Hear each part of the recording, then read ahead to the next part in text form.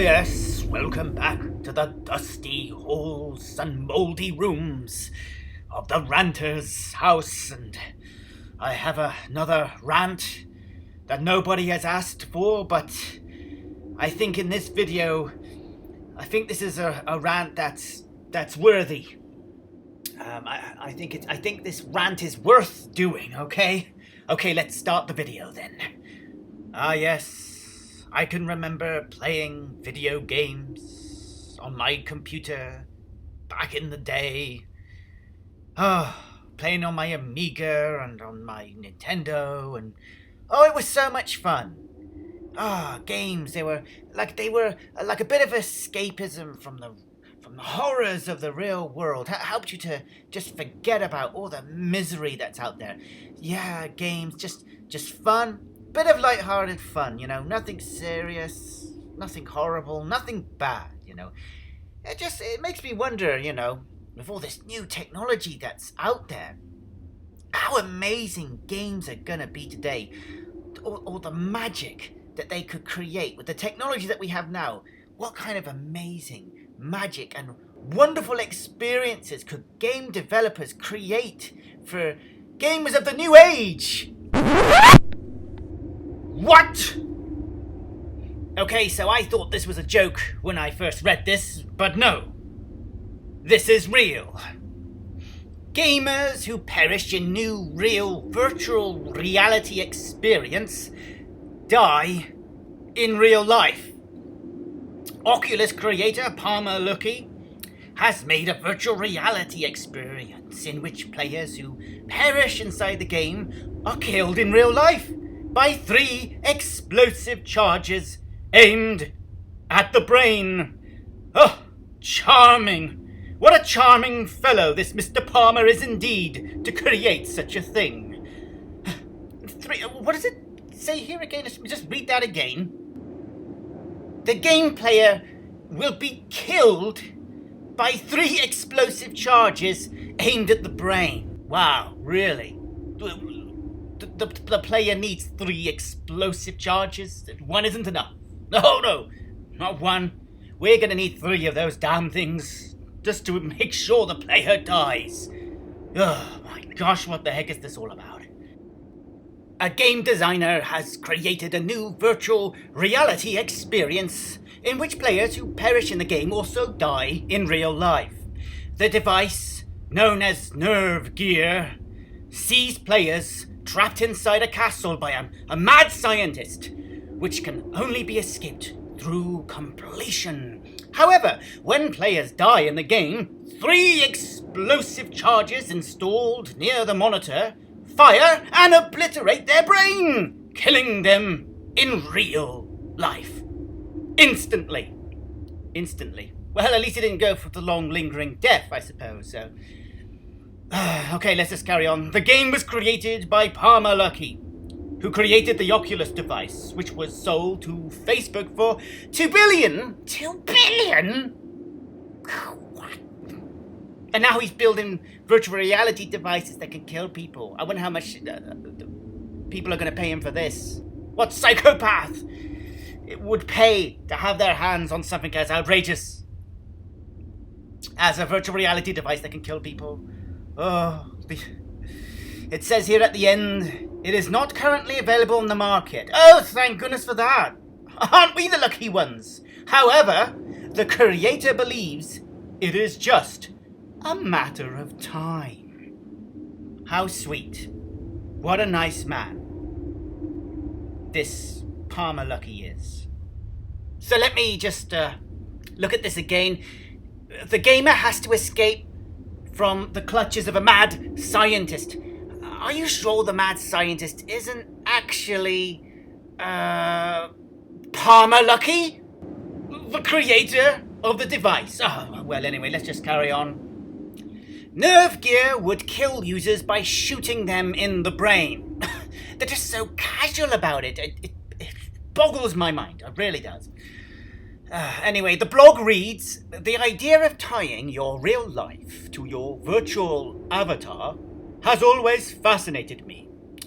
I'm presuming this is Palmer Luckey talking here. We continue.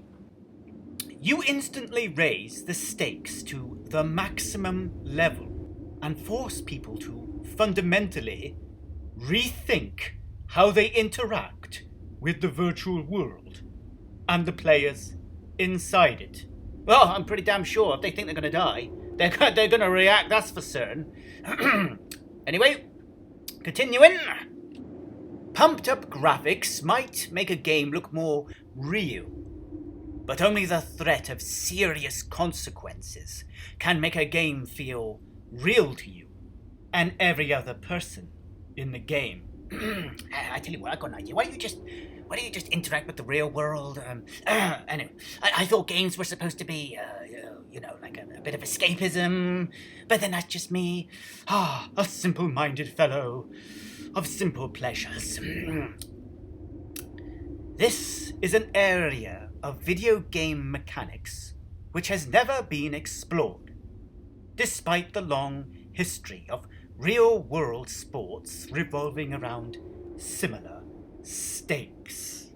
I just want to look at that last sentence there. This is an area of video game mechanics which has never been explored. Surprise, surprise! I don't think a video game that's going to kill people is going to sell very well, funnily enough. And what are these real-world sports revolving around similar stakes? I don't know anything about this. Maybe I should do a bit more research. Is he referring to the ancient times? Is he referring to the Romans? I don't know. With the gladiator rings. What a strange mystery. There must be things going on out there that I really have no idea about. Things that I might actually not want to know about either. Okay, let's continue. The bad news is, I'm going to stop there just for a little bit. The bad news, what's the good news? Clearing my throat, let's continue. The bad news is that so far, I have only figured out the half that kills you. This is, I imagine, Palmer Lucky talking again. The perfect VR half of the equation is still many years out. The explosive charge modules are designed to explode when the screen turns red at a specific frequency, destroying the brain of the user. Who thinks up this stuff? Nerve Gear is from the popular manga series Sword Art Online, which melts brains with microwaves if they fail to escape the game. It appears the creator is now attempting to take it to the next level. Lucky added, "This isn't a perfect system, of course. My gosh, it's not a perfect system, everyone. Wow, isn't that amazing news?" So he got the inspiration for this. So this Nerve Gear is from a popular manga series, Sword Art Online, right? This manga series, I'm going to imagine it's a story, right? So it's a story, it's fantasy, it's made up. Don't you think that something like this deserves to stay there in the imagination of a story? Why would you bring it to life? I don't know. It would be like me writing a story about a mad scientist who created a giant gorilla. Okay, that's fine as a story, but you wouldn't want to do it in real life. I mean, come on. What kind of disaster would that be? Right, yeah, it would be a disaster.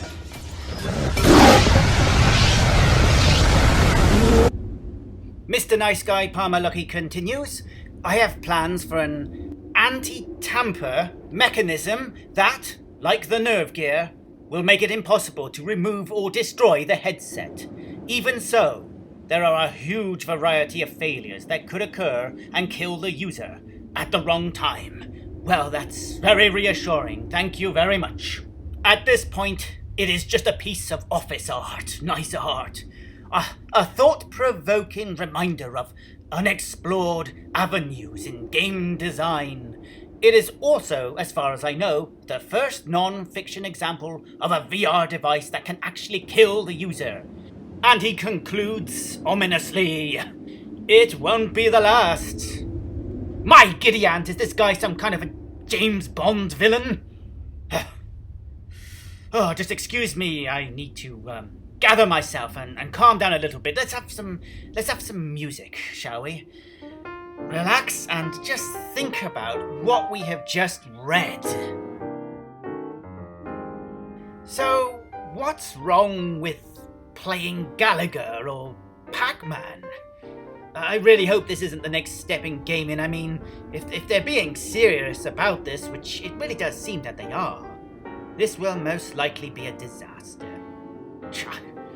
I mean, what will happen? You lose the game and your head will blow up like in the movie Scanners.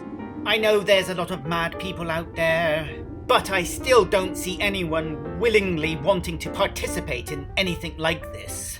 Even if they host tournaments for money, I wouldn't want anything to do with it. I can only see this appealing to desperate people who just want to end it. Please, the brains behind this thing, please don't ever release this to Holmes. Let's pray they never ever do that. Games that can actually kill you in real life. Whatever next. Actually, I don't think I want to know. Good luck out there, folks. Alright, that's all I've got to say about that subject. You can leave the house now. Goodbye.